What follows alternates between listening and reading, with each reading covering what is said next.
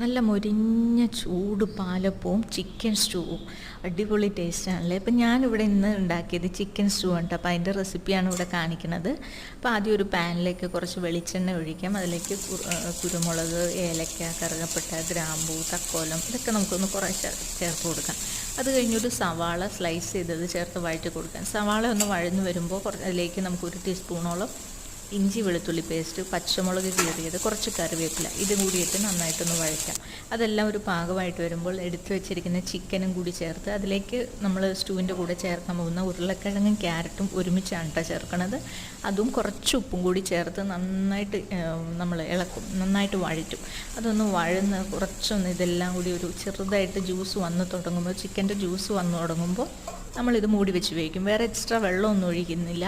അപ്പോൾ ഈ ചിക്കൻ്റെ ജ്യൂസിൽ കിടന്ന് ഈ ക്യാരറ്റും ഉരുളക്കിഴങ്ങും ഒക്കെ വേകും കേട്ടോ. അപ്പോൾ അത് ഭയങ്കര ടേസ്റ്റാണ് അങ്ങനെ വെന്ത് കിട്ടുന്നതിന്. അതെല്ലാം കൂടി വെന്ത് ഇടയ്ക്കിടയ്ക്ക് ഒന്ന് മൂടി ചെറിയ തീയിൽ വെച്ചാണ് വേവിച്ച് കൊടുക്കേണ്ടത്. അപ്പോൾ ഒന്ന് ഇടയ്ക്കൊന്ന് ഇളക്കി കൊടുക്കണം കേട്ടോ. അത് കഴിഞ്ഞ് ഇതെല്ലാം ചിക്കനെല്ലാം വെന്ത് കഴിയുമ്പോൾ നമ്മളതിലേക്ക് കുറച്ച് കുരുമുളകും ഗരം മസാലയും കൂടി ചേർത്ത് കൊടുക്കും.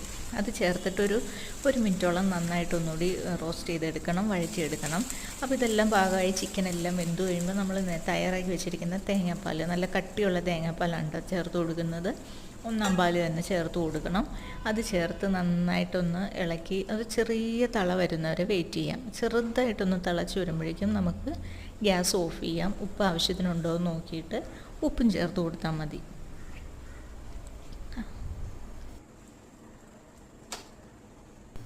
അപ്പോൾ അതാ ചിക്കൻ സ്റ്റൂ ഇവിടെ റെഡിയായി കഴിഞ്ഞു.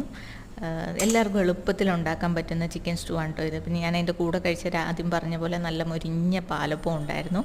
അതും ഈ ചിക്കൻ സ്റ്റൂവും കൂടി കഴിച്ചപ്പോൾ ഭയങ്കര ടേസ്റ്റായിരുന്നു കേട്ടോ. നിങ്ങൾക്ക് എളുപ്പം ഉണ്ടാക്കാൻ പറ്റുന്ന ഒരു റെസിപ്പിയാണ്. എല്ലാവരും ഒന്ന് ട്രൈ ചെയ്യണം. എല്ലാവർക്കും ഫ്രണ്ട്സിനും ഫാമിലിക്കും ഒക്കെ ഷെയർ ചെയ്യണേ.